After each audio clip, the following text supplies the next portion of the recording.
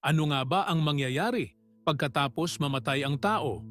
Ayon sa Biblia, may dalawang pangunahing destinasyon na maaaring puntahan ng tao pagkatapos ng kamatayan.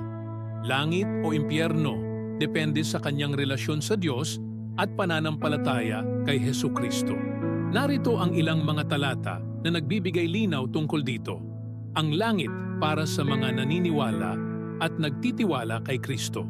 Sinasabi sa Juan chapter 14 verse 2 hanggang 3. Sa bahay ng aking ama ay maraming silid.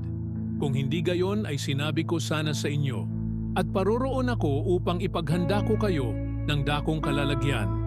At kung ako'y pumaroon at kayo'y maipaghanda ng kalalagyan, ay muling paririto ako at kayo'y tatanggapin sa aking sarili, upang kung saan ako naroroon, kayo rin ay dumuon.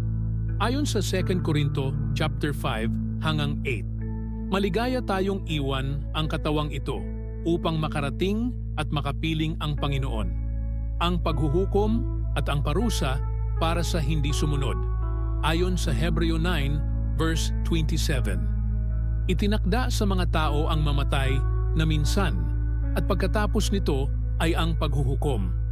Ang sabi sa Mateo 25 talata 46, at ang mga ito'y mga paroroon sa walang hanggang kaparusahan, ngunit ang mga matuwid ay sa buhay na walang hanggan. Pagpapasya ng kaluluwa. Ayon sa sinasabi sa Lucas 16 na talata 19 hanggang 31, inilalarawan ni Jesus ang isang kwento tungkol sa isang mayamang lalaki at si Lazaro.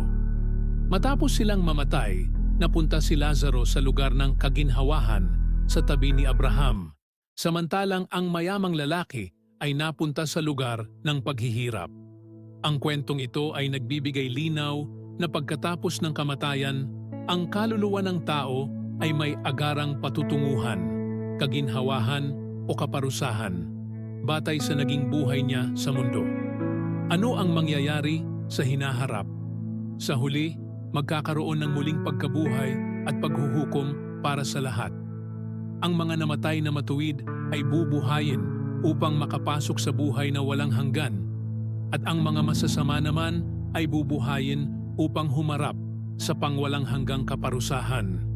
Ang sabi sa unang Thessalonica chapter 4 verse 16 hanggang 17, sapagkat ang Panginoon din ang bababang mula sa langit, na may isang sigaw, na may tinig ng arkanghel, at may pakakak ng Diyos.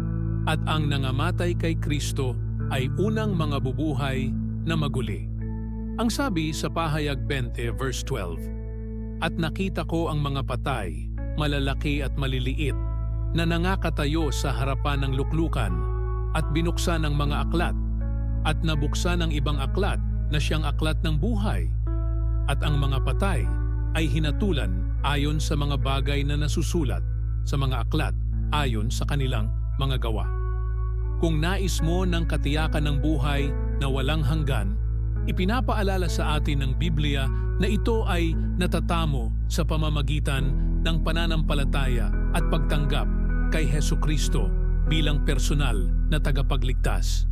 Sinasabi sa Juan chapter 3 verse 16, sapagkat gayon na lamang ang pag-ibig ng Diyos sa sanlibutan, kaya ibinigay niya ang kanyang bugtong na anak, upang ang sinumang sumampalataya sa kanya ay hindi mapahamak, kundi magkaroon ng buhay na walang hanggan.